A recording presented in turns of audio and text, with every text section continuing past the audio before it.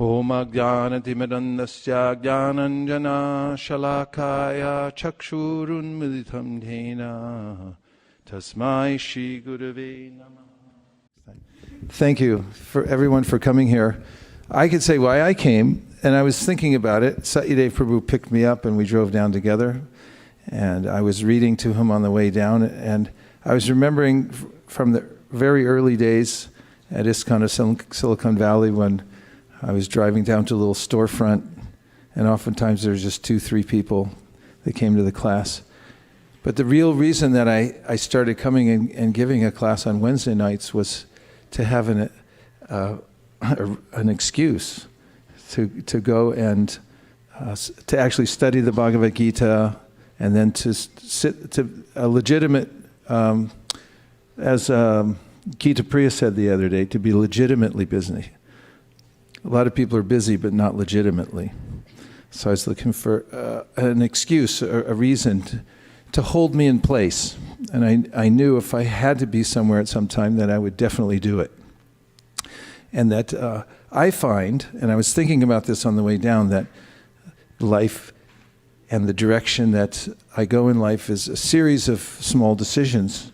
And if I put safeguards in place where I have to make good decisions because they're built in to my schedule, then that tends to keep me above the fray of the material world, because it's really easy to get dragged down and get off track.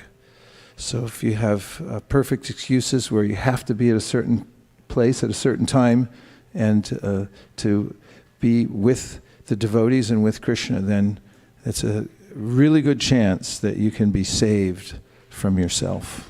So I try to save myself from myself by being with all of you. Hare Krishna. So there's no better book to inform us of the practice of devotional service than the Nectar-of-Devotion. Now, Rupa Goswami, as we began in the preamble, gave the definition of devotional service, and we discussed that earlier. And now we're entering into the 6 characteristics of pure devotional service. And in some ways, this is kind of benefits-based marketing. Understand what you're going to get from practicing devotional service. It's quite astounding, actually, what he comes up with in the list. And the first is that devotional service frees one from all material distress. And I'm going to read some of it from the Nectar-of-Devotion, and then we'll also go into some of the verses that Srila Rupa Goswami quotes to support his points. So the first point, as I just mentioned, is relief from material distress. And Srila Prabhupada writes in his summary of the Bhakti Rasamrita Sindhu called the Nectar-of-Devotion. In the Bhagavad Gita, the Lord says that one should surrender unto Him, giving up all other engagements. Where does He say that? Where does He say it? 18th chapter, 66th verse. Okay, and then you can all say it together.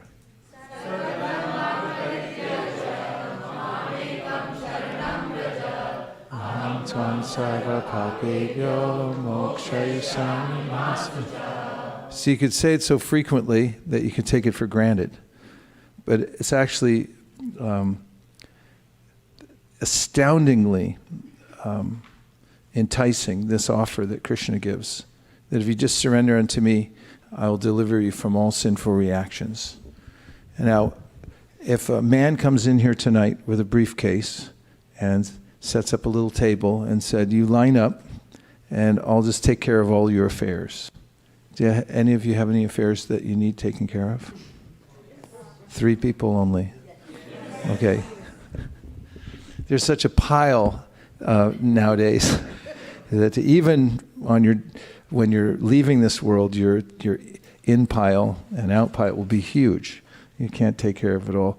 And what to speak of the way in which I've made commitments in earlier times of my life that I haven't kept up with, what to speak of ways in which I've transgressed modes of nature. I have no idea how I've done it.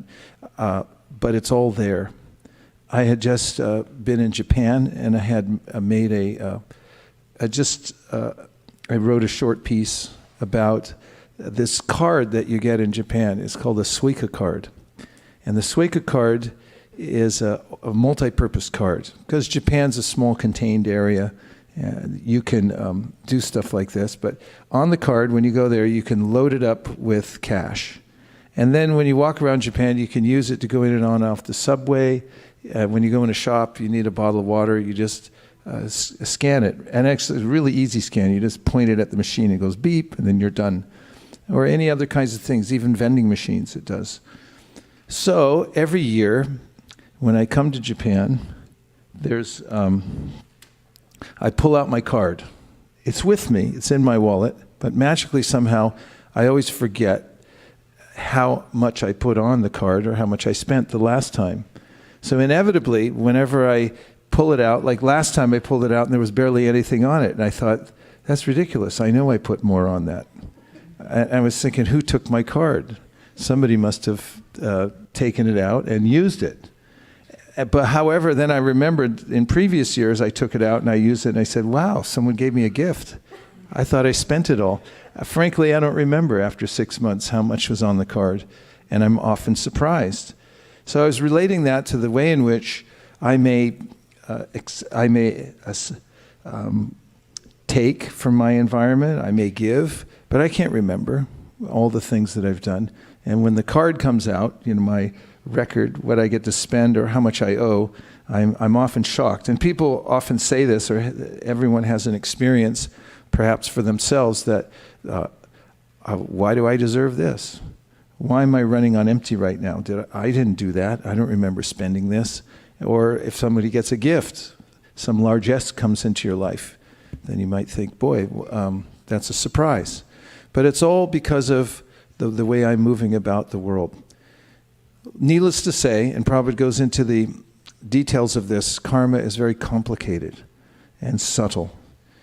And one of the ways in which the Bhagavatams and in the Bhagavad Gita, Krishna here is saying that there are infinite sinful reactions, and that if you surrender to him, then he'll take care of them, take care of all your affairs. So if the man comes in and says that, then you may think he may or may not be able to take care of my affairs, right? Because you might have some doubt and think, can this person really do anything? And what's in it for him?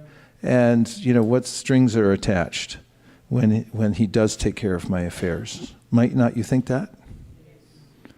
3 people might not think that. So, however, Prabhupada points out, if Krishna says it, then you'll have no doubt. So that's reassuring. If Krishna says, just surrender to me, I'll take care of all your affairs. So this is the opening line, which refers to this verse, 1866. Again, from the Nectar-of-devotion, Prabhupada says, in the Bhagavad Gita, the Lord says that one should surrender unto him, giving up all other engagements. The Lord also gives his word there that he will protect surrendered souls from the reactions of all sinful activities. Srila Rupa Goswami says that the distresses from sinful activities are due both to the sins themselves and to the sins committed in our past lives. Generally, one commits sinful activities due to ignorance. But ignorance is no excuse for evading the reaction, sinful activities. Sinful activities are of 2 kinds. Am I going too fast, or are you able to assimilate this? Yes. Okay? That means go. The sinful activities for which we're suffering at the present moment are called mature. The many sinful activities stored within us for which we have not yet suffered are considered immature. For example, a man may have committed criminal acts but not yet have been arrested for them. Now, as soon as he is detected, arrest is awaiting him.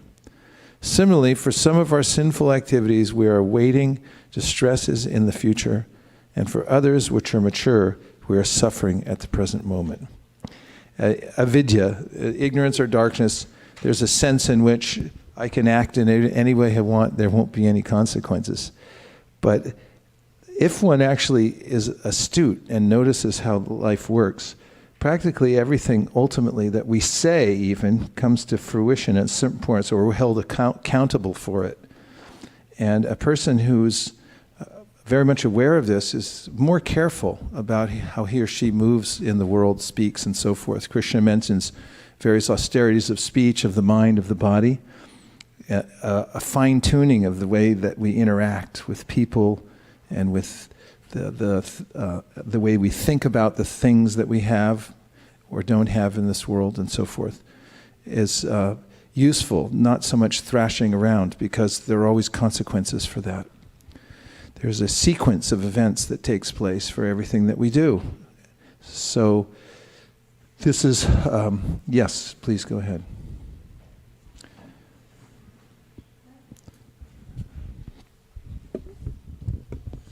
Gurmaj, I was thinking that you're telling us, you're able to guide us. There's the Gita, there's the nectar of instruction, nectar of devotion, and it tells us that these are sinful activities. As an ordinary man living an ordinary life, we are taught by Hindu Shastra that the problems that come to us are because of our past, and we must learn to tolerate them. But somehow in the way we live, we are never taught to live any better. We're told, do good and good shall come to you. If you're suffering, it's because of the bad you did before. But being sinful is so comfortable. Being good is so difficult. It's an uncomfortable position for us because of the way we live, the society in which we live in. And, we're conditioned into that. Like if I was born into a meat-eating family and I'm sitting in McDonald's having a meaty burger and someone comes up to me and say, hey, you're sinning. Next lifetime, I don't think you'll get this body. I'd be like, are you crazy? It doesn't make any sense, the context. So why is it so difficult for us, Maharaj? Even though you say we are spirit souls, we are Satchitananda, this material body and this material world should actually be a very uncomfortable place for us because the soul doesn't belong here. And yet we are so comfortable. It's like that frog in the hot water. Or, it's like you're sitting in a jacuzzi and the temperature keeps going up and you are blissfully unaware of what's going on. Well, thank you for answering your own question. It is much like that, the frog in the pan and it heating up. I mean, ignorance means you don't even realize that you're imprisoned even, or that you're suffering. And conditioning means you just accept it as the norm. And that happens over time. You might look at it a different way, and Prabhupada points this out in his purports, that sinful activity is very difficult to maintain. First of all, starting with Hiranyakashipu, at the beginning of the 7th canto, Srila Prabhupada points out, actually, when Hiranyakashipu is asking for all his material benedictions, there's a verse in which Brahma is sort of hinting at the fact that you shouldn't ask for things that you can't maintain. And the implication of the whole section really is that it's proven that we really can't maintain material benedictions very well. They become too weighty for us. We're not meant to enjoy matter and try to position ourselves in a so-called comfortable way in the material world. So then elsewhere, Prabhupada points out that maintaining a sinful way of life is actually very onerous. It's troublesome. You have to keep factories open to produce things. It's a great difficulty. I was walking in England and I saw a package of cigarettes on the ground, and on the back of it had a picture of somebody whose lungs had been corroded by cancer. Actually, I think even in India they have this now. On the package of cigarettes, you have to put a picture, actually, of somebody missing windpipes or cancer exposed. It wasn't enough, the little warning that said this could cause cancer, so they put the actual picture on it. And what does it take to grow tobacco, to cultivate it? There's a whole, in Kentucky, much of the economy is based on that. And it's very difficult to maintain that. And for what end? It causes misery, cancer, and so forth. And so Prabhupada points out that maintaining sinful life is difficult. A simpler life that is dedicated to God is one in which one avoids a lot of these burdens. And Prahlad Maharaj laments the fact that people are in ignorance, and therefore they take a huge burden on their head to maintain material society. Bharam udva hato vimudhan, because they're particularly foolish. They think that the great burden of maintaining a sinful life, which ultimately, if you analyze it, people work really hard so that they can live in a certain place, but they don't really spend much time living in those places. They get maybe a little time on the weekend. And I see them around my neck of the woods. They look like they were up too late. They were working hard. And then, people drink alcohol. That's not very comfortable. Never drink something that you can ignite. And people, the idea is there. The idea of happiness, Prahlad Maharaj says, Kutrashisha Shuti Sukham Mrigatrishni Rupa. There's this question, he says, but where is it? You're talking about happiness and that it's there, but can you actually find it? It's Shruti Sukham. You hear about it, but you never actually get it. There's lots of commercials about drinking alcohol. And they show people dancing on the beach or having fun or being more attractive to the opposite sex and things like that. But actually, it's a catastrophe. For the body, every cell in the body is a catastrophe. And then, people smell like alcohol. On the airplane, sometimes people drink. And all night long, I can smell it's emanating from their pores. The body's like, get this out of here. But, that's maintaining that is very difficult. It's much more difficult than a simpler life where one's dedicated, get up early, stay clean, take a bath, chant, and be happy with just the simple introspection and realizing that you're alive and so forth. But the world makes Provably it so more, difficult. Pardon me? The world makes it so difficult for you to live that life. Well, you can help change that by setting the example. And then also, that's one of the reasons that we take time to go out and teach people. Because a lot of people are looking for how to get out of this, as Prabhupada calls, colossal hoax. The material world is going on as a colossal hoax, that you'll be happy through material advancement. And so we in various ways teach people. We distribute tons of literatures, right? And also, we try to show people a better life, and we try to live it ourselves. It's actually better, simpler life based on Krishna consciousness. It's very sublime. Most people don't even wake up in time to see the sunrise. I mean, anybody knows who's lived a spiritual life for some time that it's real torture to wake up after the sun came up. I mean, isn't it horrible? Yes. If it's ever happened to you, it's like something happened and the sun's up before you. It's like, oh my God. I mean, I lost a whole day practically, because everybody knows the best parts in the morning. Not everybody. Most people don't know that. There's great secrets in spiritual life that actually make one happy, and they miss it. Prabhu.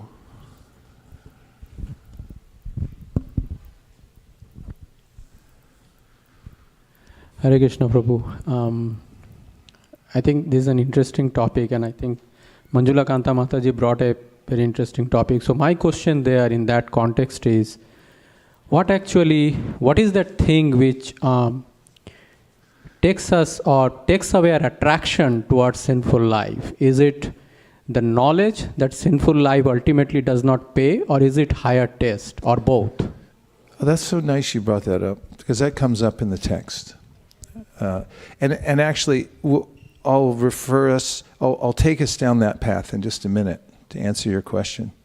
And I'm going to go on with the next paragraph. And that is, in this way, there's a chain of sinful activities and their concomitant distresses. So this is important because if you were able, Kumbh Mela starting out here, if you were able to discern is there a primary cause or a singular cause for all distress in this world? Wouldn't you like to know what it is? Yes. Say yes. Yes. Of course. And then if you were able to adjust things so you were able to avoid that, then you'd run, not walk, to be in that situation. So now we're coming into the section that actually scientifically describes what that singular cause is. So he writes, does Prabhupada, again, in this way there's a chain of sinful activities and their concomitant distresses. Please look up concomitant. And the conditioned soul is suffering life after life due to these sins. Right in one sentence. I mean, how valuable is it to know that? And you don't find it in the New York Times, the LA Times, New Yorker, Wall Street Journal. They'll never put that sentence in there. While she's looking up concomitant, there's a quick question. Quick question. May not be a quick answer. So the living entity is accumulating sins from various lifetimes. So is that how it works? This is basically... That's how it works, yes. So it adds up. In this lifetime, just we're like actually, today, he's a plumber. He came over and cleaned my drain, one of my drains, and pulled out the stopper. And there's all kinds of stuff. I won't go into detail, but there's a lot of stuff in there. But you don't notice it going down, just one little thing at a time. Next thing, the drain is clogged, and it adds up over time. So some from various lifetimes of sin. So it's not like, okay, so let's say spirit soul was a devotee in a past life or something like that. Mm-hmm. And they bathed in the Ganges or something, and they some of their sins were taken away, Mm-hmm. but not all of them. Mm-hmm. So I guess my question is how is it like from many lifetimes that people accumulate sins, or how does that work? Yes, many lifetimes. In fact, the description of how many lifetimes is nondescript. In a sense, it's called a nadi, or since a time immemorial, a time that you can't count, it's been going on. In fact, the Buddhist book I was reading when I was in Thailand was talking about karma, and it said, if you counted all the bodies you've had because of having to reincarnate from one body to the next due to karma, and you piled up all the bones that you've had, that you've occupied in bodies, the pile from one living entity would be so high it would block out the sun. So many bodies. So yes, we transmigrate from one body to the next, and Krishna describes in the Bhagavad Gita, he says, Shariram yaravapnoti yachchap yukramatishvara grihitvaitani samyati vayur gandham ivashayat. There's a kind of your consciousness, because of association with various modes of nature, it picks up a kind of a characteristic, a flavor. And it's because of that, the karmatmakam, as Lord Rishabhadev says, it's tainted in a certain way. Material nature accommodates, because there's some material desire, and gives you another life. Ukramantam stitam vapi bunjan. Go ahead, you're going to ask for more question. So one lifetime is not enough to eradicate sins unless one takes to Krishna consciousness. Is that? It is. It could be enough. If one does not come across Krishna consciousness in their lifetime, then is there? Well, I guess there's no way for in one lifetime they can't get rid of sins without coming to Krishna consciousness. That's why we're reading the information about taking the devotional service and how it will bring one to this point of eradicating sinful activities. There are various ways in which I may try to adjust my situation in the material world, but these will be insufficient to free us from the accumulated sinful reactions. And they'll be described here. Actually, I'll just mention the verse that might be helpful that is quoted in this section. Is from the Padma Purana. It says, Aprarabdha palam papam kutam bijam palonmukam kramenaiva praliyante Vishnu bhakti ratahatmanam. In this verse from the Padma Purana says there are various kinds of sinful reactions. There's aprarabdha, which means those that aren't yet manifest. They're in a subtle form, and they're yet to be manifest. And then there's kuta, bija. Like bija means a seed, and we're very familiar with that. We see a seed planted in the ground, then it grows. And then there's prarabdha, which means fully manifest. The karma that we have now, for instance, is manifest in our present body and circumstances in this world. But of course, we won't be able to even live out or exhaust just by living our karma even in one lifetime. There's so much stored up and so much in subtle form that we would have to have unlimited lifetimes to live it out, the particular karma. And therefore, we can't outrun it. We can't do certain kinds of counteracting types of religious activities that will eradicate certain kinds of karma. We have to actually remove the ultimate cause of karma, which is a desire in the heart to enjoy the material world. And that can be done when one develops pure devotional service by association with pure devotees. Then the inclination to commit sinful activities becomes eradicated within the heart. Then there's, as is being described here, the situation where one feels relief from material distress because of being unburdened. There's a lot more to say about that, and that was not a short answer. But where were we otherwise? I'm sorry? Concomitant, yes.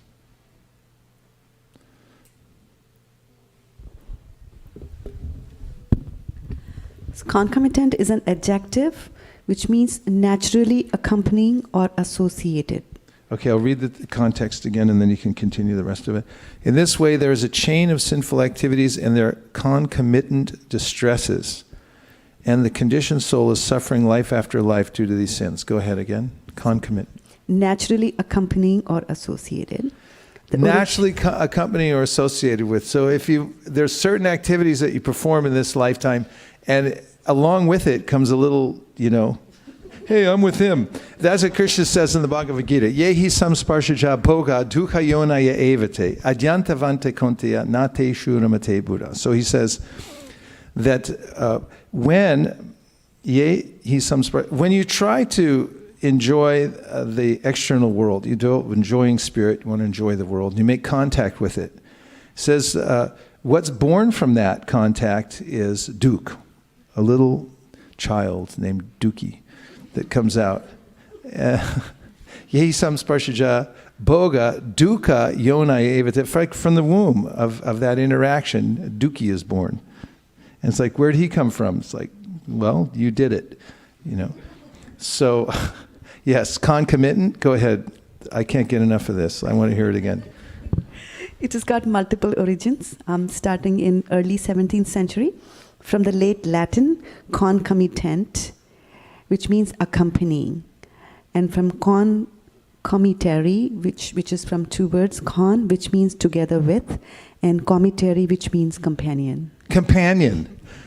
So you get a little companion. It's like, so if someone knows this, and who asked the question, is it helpful? Is it something you can overcome by your intelligence? Well, partially. In the beginning, it's helpful to deliberate and to understand what the consequences are. Deliberation means in part, to understand what consequences are going to come. So Krishna, when speaking about overcoming the lower nature that compels one to perform sinful activities, familiar? Please say yes. See, he says, Evam buddhi param buddhva samstabhyatmanamatmana jahi shatram mahabahu kamarupam durasanam. There's a way in which when you fortify your intelligence, you understand the consequences of your action. It gives you a little pause, doesn't it?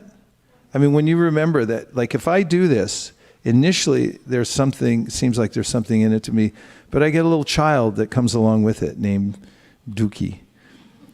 That, like, where'd he come from? It's like, hey, he's yours now. Take care of him for the next 50 years. Little Duki. So that's a little scary, but it's not enough. And that's an interesting point that comes up in the 6th canto, doesn't it? And also in this section, we're going to go more into it. I keep promising that. Yes. Rupa Manjari. I don't want to jump the gun. No, that's all right. Necessarily, but help yourself. It seems like, isn't it that if we just do this,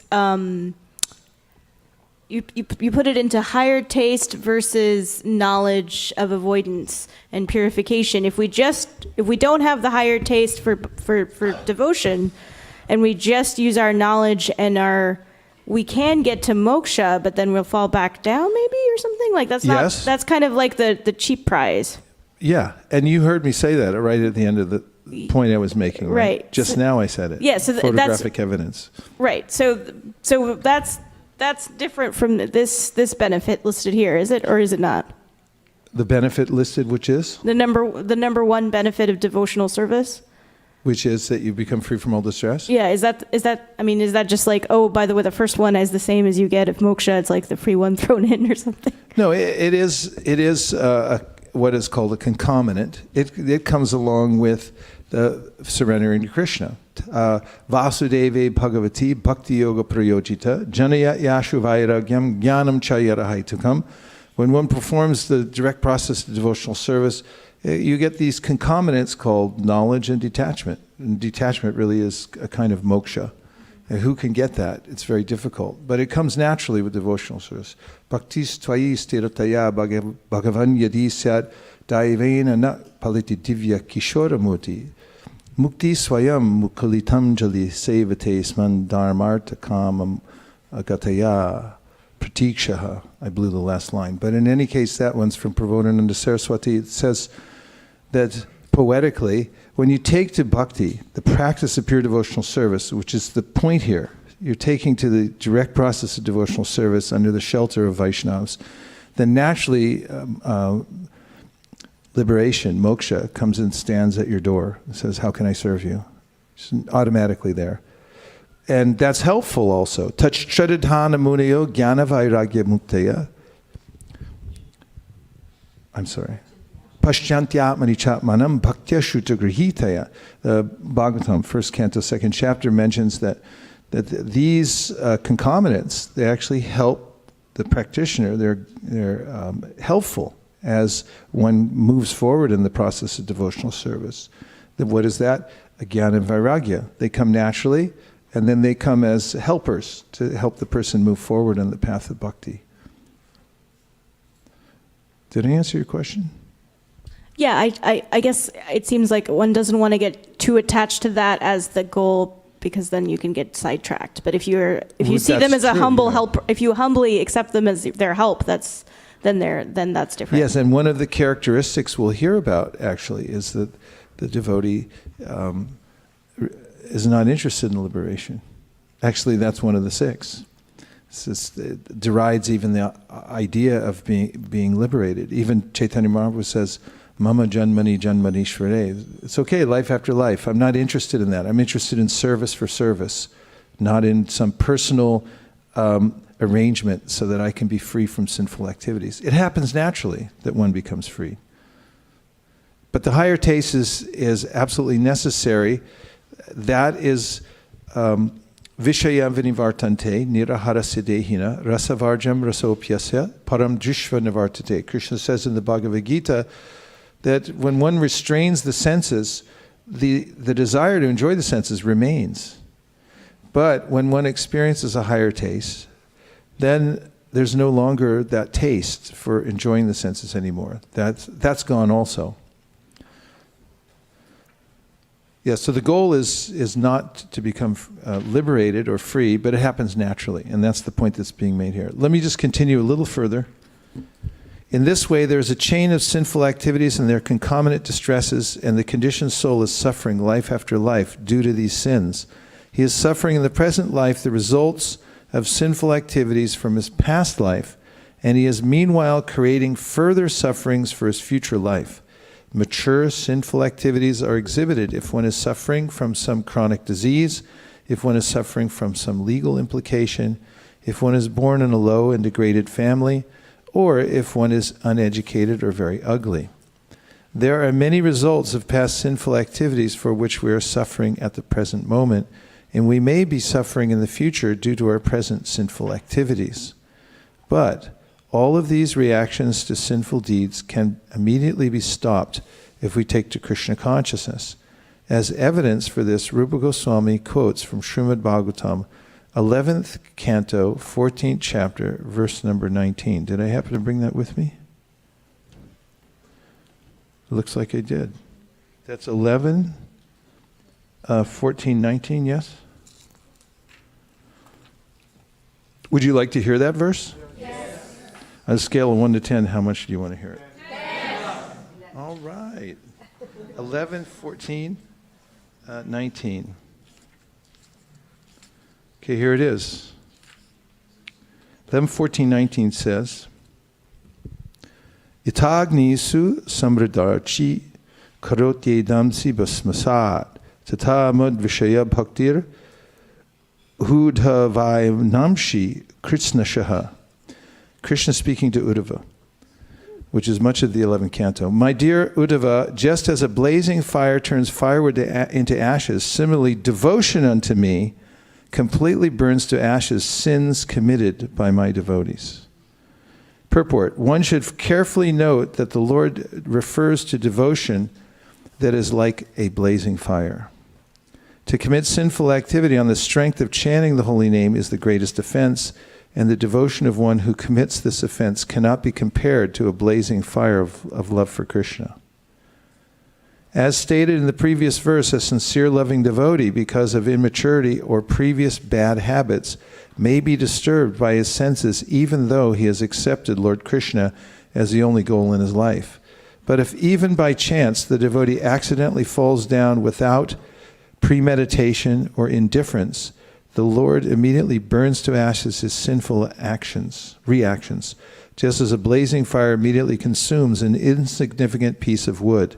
Lord Krishna is glorious, and one who takes exclusive shelter of the Lord receives the unique benefits of devotional service to the Supreme Personality of Godhead. What do you think of that? Yes. So, elsewhere in the Bhagavatam, sapada mulam vajata priyasya tyaktanya bhavasa hare priyeshaha vikarmayat shot patitam katanchid tunoti sarvam hridisani vishtaha, which says that person performing devotional service in good faith, and then somehow or other, often because of a past habit a habit pattern tends to recur within one's life and mind, then one somehow or other falls down from the strict practice of devotional service, comes into what's called vikarma. Vikarma yat shot patitam katanchit. Somehow or other he comes into that. Then Krishna, who's within the heart, understands the motive of the devotee and rectifies his situation because of the devotee's sincerity in the practice. He's not waylaid by that. Rather, as Prabhupada points out in the light of the Bhagavat, missteps, fall downs may not be detrimental. They may become the pillars to success. Not an invitation to wantonly give up the practice of devotional service or to deliberately do that, which is a different kind of mentality, but accidentally if one falls down. Krishna will help to rectify the situation.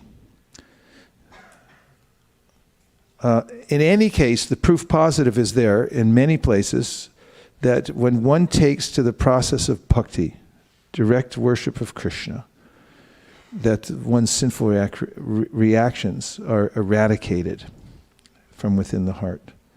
Does everyone accept that fully? Yes. Pretty good. Yes. Challenge. Hare Krishna Maharaj. Hare Krishna. So my question is, these patterns keep coming up, and you're working on it, devotional service. And why is it that some pretty relatively well-known and great devotees have fallen down? What leads to that? And what are the precursors building up to that, where the devotee could have possibly...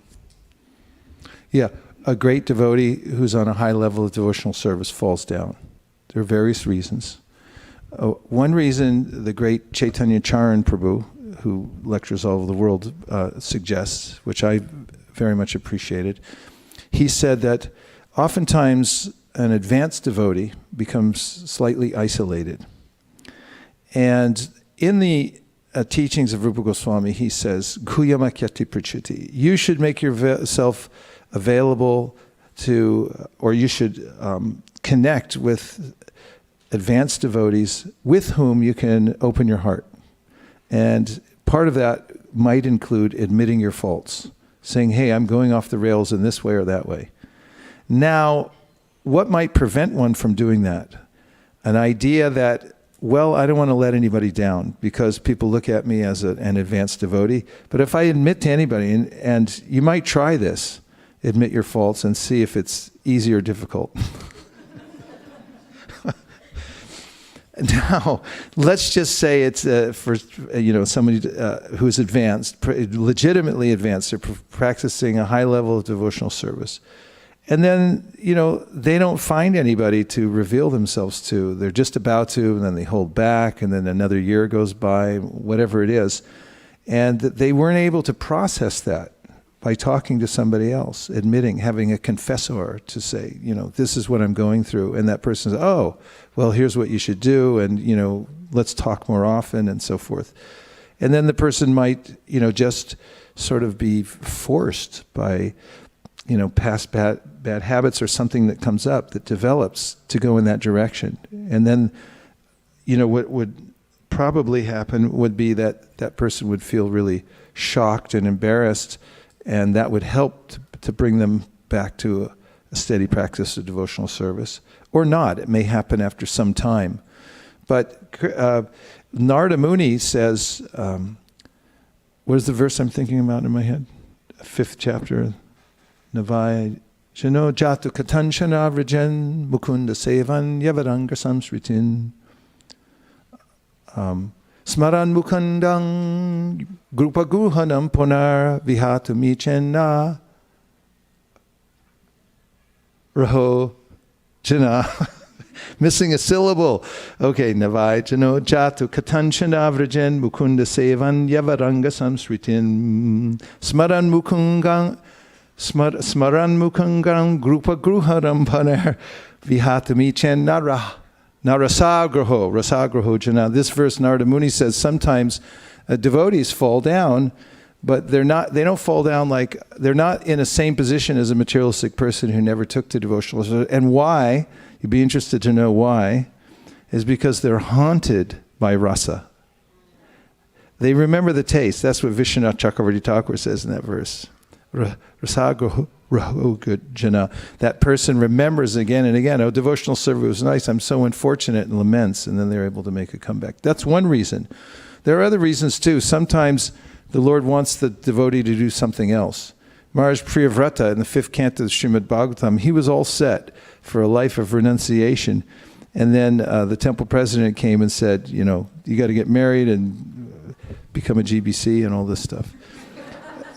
And Prabhupada mentions there, as do the Acharyas, that sometimes the Lord will intervene in somebody's life and say, I want you to do something else, for another reason. It wasn't actually a fall down for Priyavrata, but, if you looked at it in one context, it might be. So, did you like the first explanation? You can thank Chaitanya Charan for walking the earth. And, yes. Oh, I'm sorry. I see you now. Okay, go ahead, because you have good questions.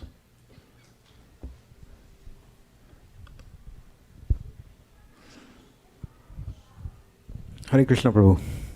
Hare Krishna.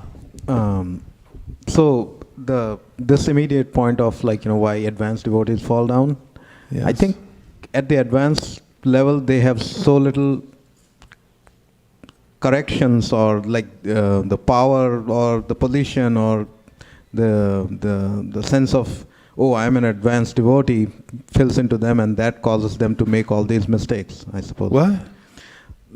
The advanced devotees, Yes. when they make these fall downs or they make these mistakes, I think it's because at that level there is very little corrections for somebody telling them, oh, you made an offense. Nobody challenges them, and that fills into...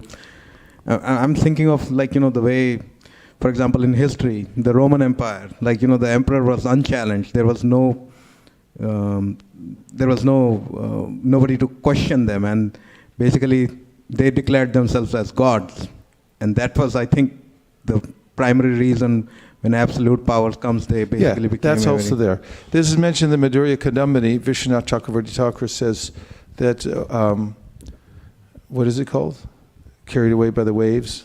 Anyway, Tarangarangani, you get carried away by the waves. So he describes a situation in which someone who makes advancement in devotional service, this naturally attracts a lot of attention, because most people don't bother to to dig in and actually become advanced in devotional service. They just kind of cruise along. But if somebody actually does and becomes advanced, then other people come along and say, hey, well done. Can I do anything for you? And so forth. And next thing you know, it might actually overwhelm the person. And, someone might get caught up in that whirlpool and think like, actually, the world's not such a bad place. I got all these people following me around and stuff. I think I could make a career out of this, actually. And that could be really dangerous. Puja, labha, pratishta. These are enemies of the advancing devotee. Puja means the desire to be worshipped. Labha means that I get gain from doing my devotional service. And pratishta means that some sense of entitlement, that this is me. I'm a big shot now. And if that creeps in, then that could be very dangerous as well. Yeah. But my question was something else, Prabhu. I didn't hear a question yet. Well, no, that was just like a reflection on the past discussion that we just had. But the question I had was from, like somebody asked earlier on that it's so easy to keep making these mistakes, right? And we never know when we are. It doesn't make life easy, that's for sure. Right. You gave an example of that cigarette packet where there I just changed that, say it's easier not to make mistakes. Right. So my question is, like, where is the importance of suffering there? Like, because suffering is purifying. It's Krishna's mercy. It is, right? And that's the point in time where the devotee can actually question, maybe maybe what I'm doing, the status quo is wrong, and maybe I should change something to get past it. And I think that is a very critical point of... Okay, right? That's a good point. Krishna himself says, Yasyaham grinnami harishe tadhanam shanai. There's a way in which when he shows special favor upon somebody, he takes away all his wealth and his standing in the world. So the person feels like now nothing. Like the Avanti Brahmana. You'll find that in the 11th canto Srimad Bhagavatam. Everything was taken from him, and then because he had a little seed of intention to serve God, it fructified at that time when everything was taken away and he had nowhere else to go. And then he took up a life of devotion so powerful that even Lord Chaitanya said that the statements of the Avanti Brahmana, I approve them, I like his determination and so forth. And of course, as everyone knows, the verse we bring up more frequently than any other verse, Tate nukampam susamikshamano bunjana evatma kritam vipakam Hridvagva purvir viridam namaste jiveta yo mukti pade sadaya bhak, which is the quintessential attitude of the devotee who accepts suffering as the reward of the master to help him stay on the path of devotional service. Okay, so now, two more. 1, 2, 3. Thank you. Please go ahead. As long as you're all comfortable with this format so far. Yeah? Okay. So, in Bhagavatam, Bharat Maharaj, he goes to the forest for devotional service to Lord Krishna. But then he sees a baby deer in distress. Now, he was considered like at a certain advanced stage of the devotional service. So maybe his heart was at a stage where it was softened, basically. Means in a soft heart, you have compassion towards other living entities. So my question there was, so he had that probably compassion to take care of the deer. Now, what was his mistake? Was that he took care of the deer, or he got so attached to taking care of the deer that he forgot to serve the Supreme Personality of Godhead? What was the mistake? Was it he should have left the deer, okay, nature will anyway take care of it. I don't need to worry about it, because I his already heart is softened. said before, you should have called the Humane Society. That's what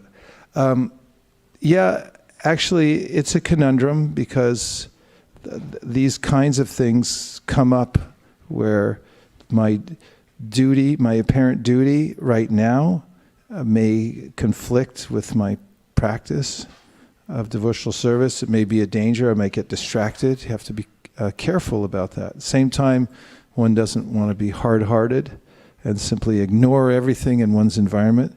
So what really requires is guidance. And one of the things that Bharat Maharaj really didn't have at that point was guidance. He was by himself.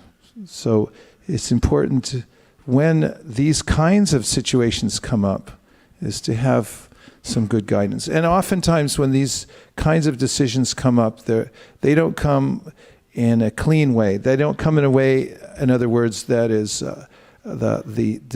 either decision seems not very good. There's a circumstance after Arjuna apprehends Ashvatthama and he binds him up, and then Bhima says, kill him. Draupadi says, no, I changed my mind, save him. Then Krishna says, no, you have to kill him. And then he says, yeah, Krishna says, you have to satisfy everybody. But by Krishna's association and sort of his countenance, seeing his countenance, Arjuna got the intelligence that, I'll cut off the jewel from his head. And it was really actually civil suicide, or civilly killing him. So that was cutting down the middle kind of thing. So it requires some preparation and good guidance to make such decisions. Okay, Harivam Shri Prabhu.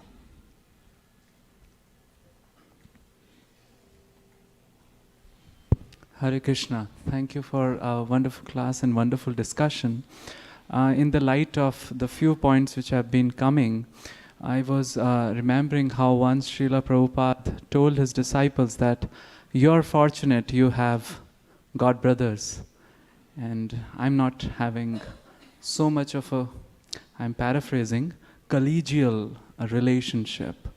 So I had a question that sometimes it's very easy to have a mentor relation or a relationship towards those who consider you as mentor. But that collegial relationship in which there is no authority, there is fellowship, to put it that way, becomes very difficult, and it connects. I think Chaitanya Charan Prabhu only says that perhaps if there was one more person near Bharat Maharaj, he would have told Prabhu, please take care, like that. So what are the principles to develop those that fellowship? Because oftentimes it happens when even the service comes up, there is a little bit authority comes up, and there may be some fireworks like that. So if you can shed some light on it. Well, one of the principles for a person to be properly situated in devotional service is mentioned in the 11th canto of Srimad Bhagavatam, Ishvare taradineshu balisheshu dusatsucha prema maitri kripopeksha ya karoti samadhyamaha. One should make distinctions about various entities and associate and interact correctly. So first is Ishvare, it means Krishna, God. One should give one's full attention, respect, worship, love. Second is the devotees.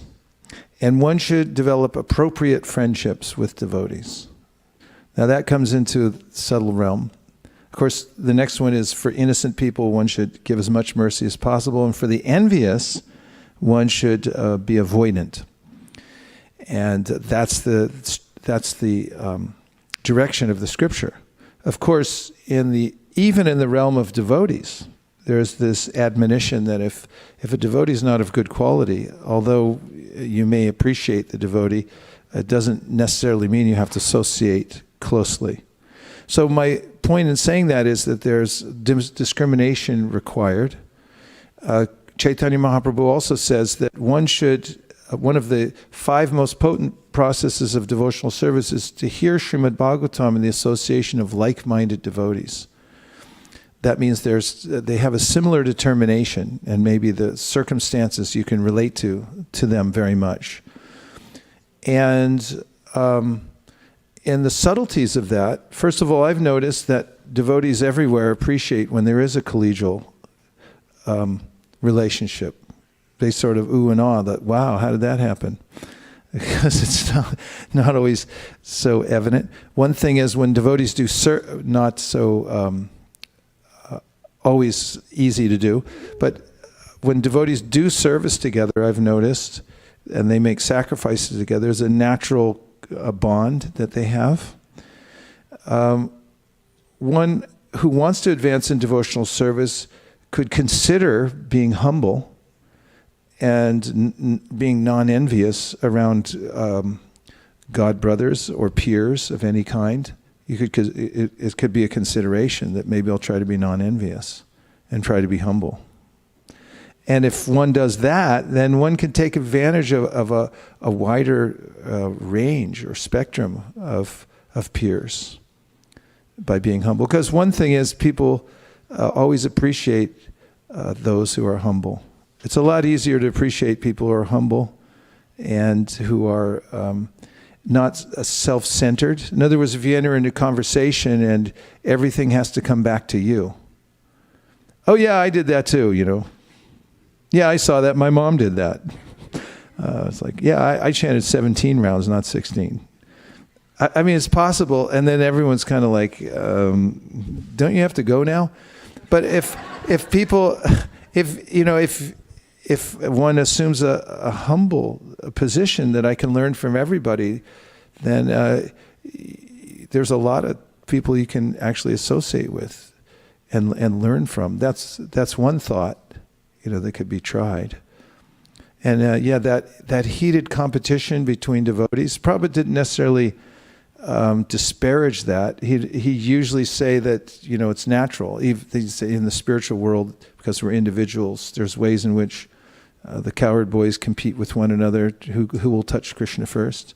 But he said there's no contamination in it. It gets a little heated, but it's at the end, the fire doesn't break out, or there's no hard feelings, something like that. Any of those usable? Okay, thanks. Okay, there was a couple more. One. Oh, yes. You have the mic, and then we'll come up here. Sukeshwari, go ahead.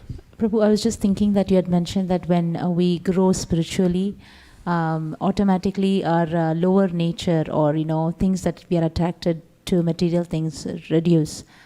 So my question was, what if we might be very attached to Krishna consciousness, chanting, devotee association service, simultaneously also attached to everything that's material? How do we understand that? Well, I guess because repetition is a good thing. The verse I often trot out at this point is Jata Shraddha Makatasu Nirvina Sarvakarmasu Veda Dukkha Makankamam Prityage Pyanishvara Tato Bhajetamam Mamprita Shraddha Lurjita Nishchaya Jushamanam Statankamams Dukho Darkams Tagaryam. I believe this is Krishna speaking, and he says, it is a thing. It's an interim position where the faith in hearing has awakened. You have Shraddha. You know that by performing devotional service, everything will come naturally. Jata Shraddha. Jata means it's born. Jata Shraddha Makatasu. You believe in the topics of Krishna as being all-powerful.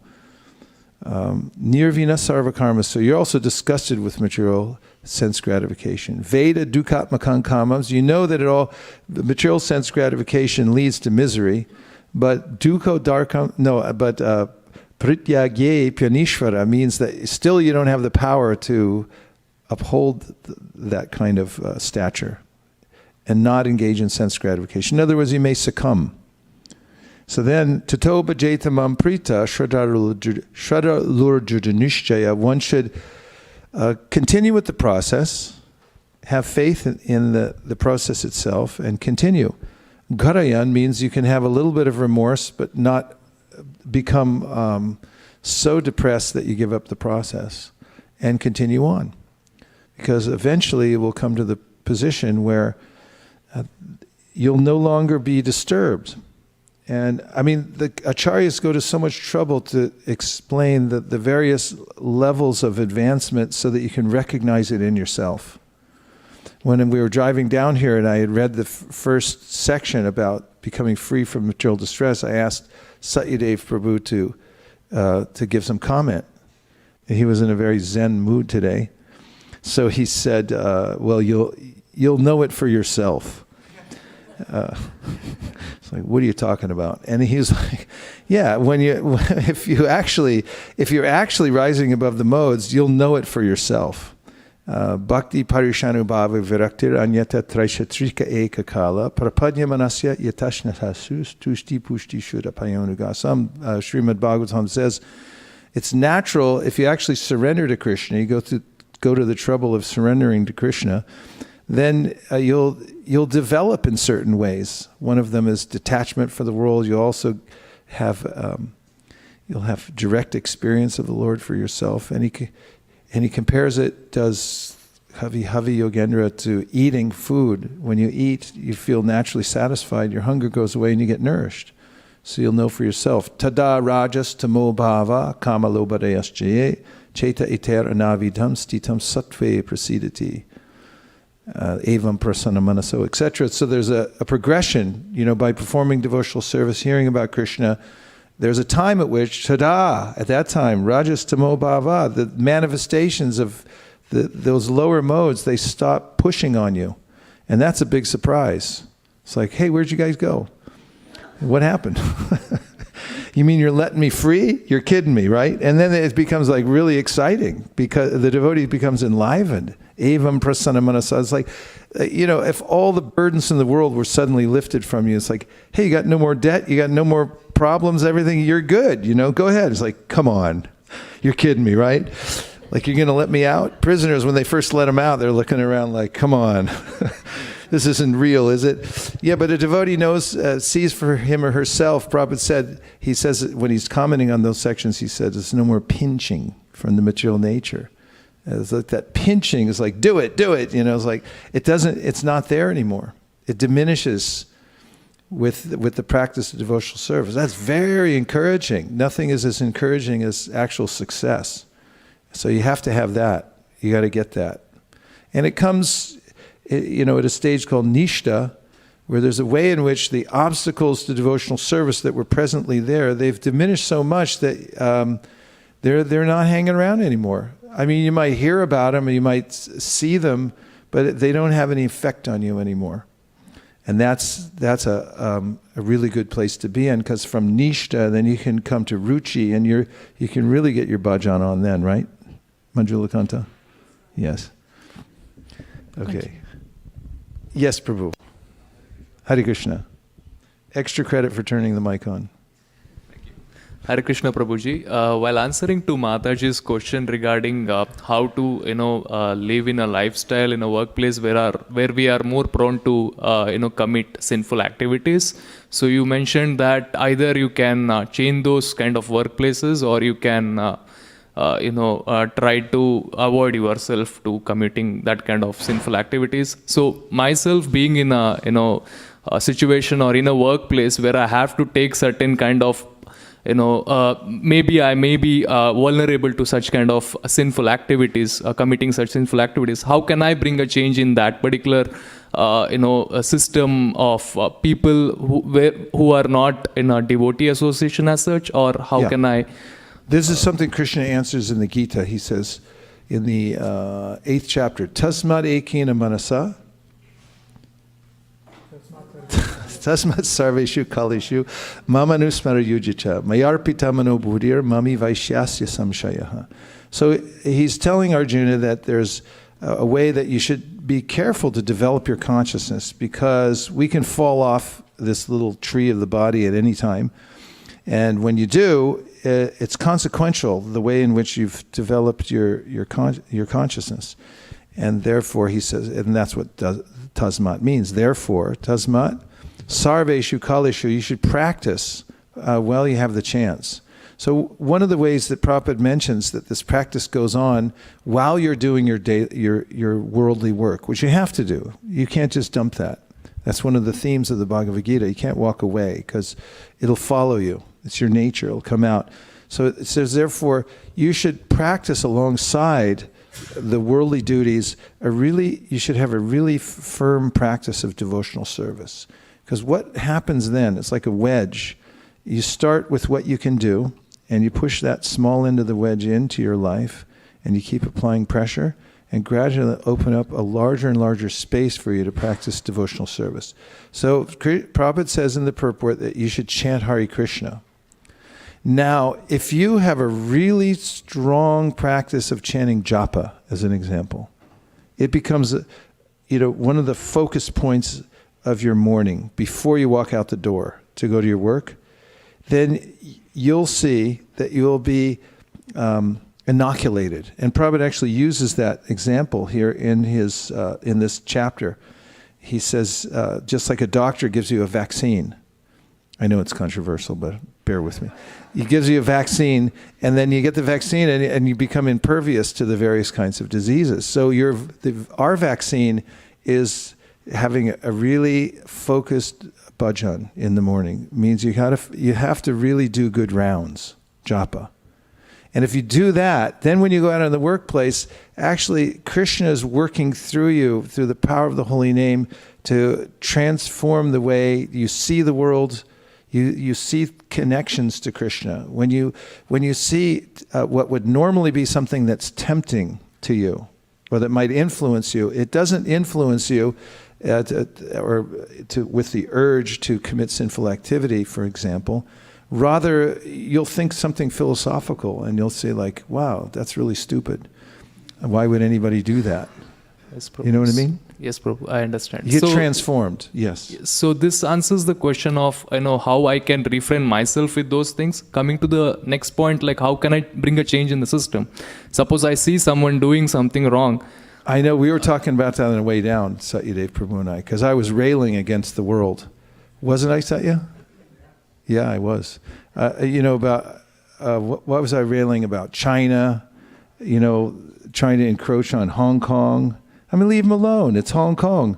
And then, you've got people trying to dismantle this and that. And how do you strike back? One way is book distribution.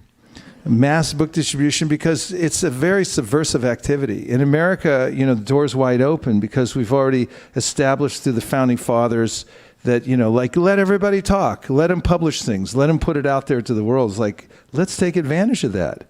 I mean, the whole American Revolution took place because of Thomas Paine, and he produced a booklet. It was called Common Sense, and he sold it to everybody in the colonies. And to date, it's the best-selling book of all time per capita of any other book in the world.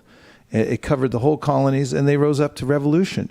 So if you want to do something that's highly subversive, where you can really stick it to the man and bring it back, revolution-wise, is distribute books. Put books in the hands. Despots burn books because they don't want ideas to get out there. So if you want to strike back, join the book distribution team and put books everywhere. That's practical. Smuggle them into other countries, I mean, live on the edge. The devotees in Russia, the play I saw here, the kids did the play, it made me cry. It's so powerful because it was about the devotees in Russia that they started that Krishna conscious revolution by risking their lives to distribute literature, printing them in basements and things like that. It's powerful stuff.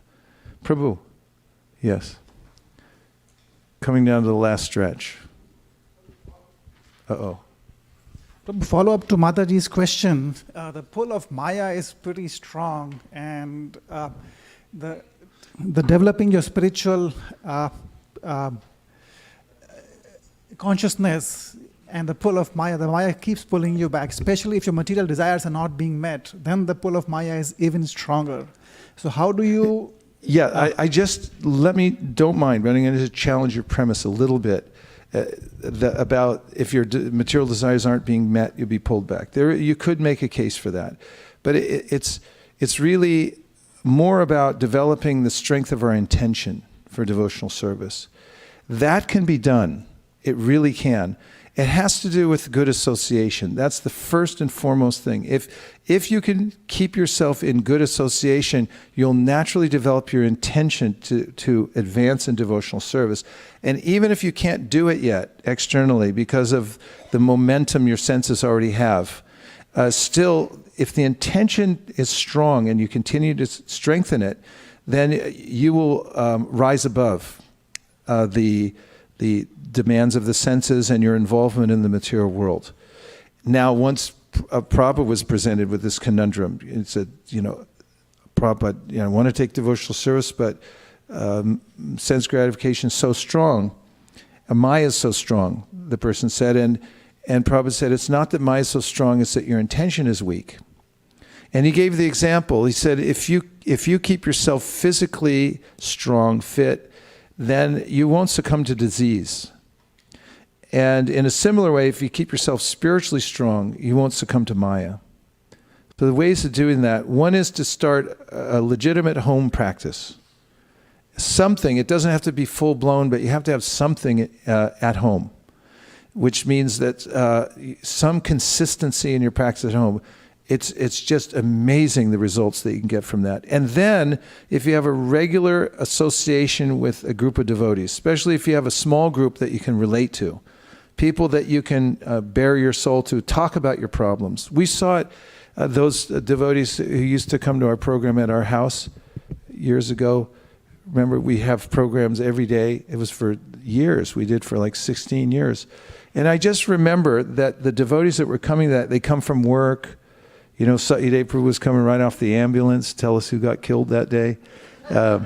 And other people were coming in with all their problems, and we put them all in a little circle, right in the middle of the circle, and we talk about it. We pull out scripture, we chant, and we watch those things go away. And I saw how the devotees developed really deep relationships with one another, and that they were actually making advancement. They did make advancement in devotional service, and their intention became strong. And that was just once a week having that. So if you have consistent practice association, you can develop your intention, and then you'll walk on your own 2 feet. And you won't be harassed by Maya. Of course, we never take that for granted. We always run scared. Prahlad Maharaj, when he mentioned, Lord Nrsingadev, I'm not afraid of you, I'm afraid of your Maya. Stay afraid. Always stay afraid. But it's a fact that you'll develop your intention and you'll be able to walk on your own 2 feet in devotional service. Vanchakalpadurusha kripasinabhevacha patitanam pavanibhyo vaishnavebhyo namo. And to all that joined us online, please give your appreciation. Hare Krishna. Nachari Armarman, Nachari Armarman, Nachari Armarman, Nachari Armarman, hey, Nachari Armarman, Nachari Armarman, Nachari Armarman, Nachari Armarman.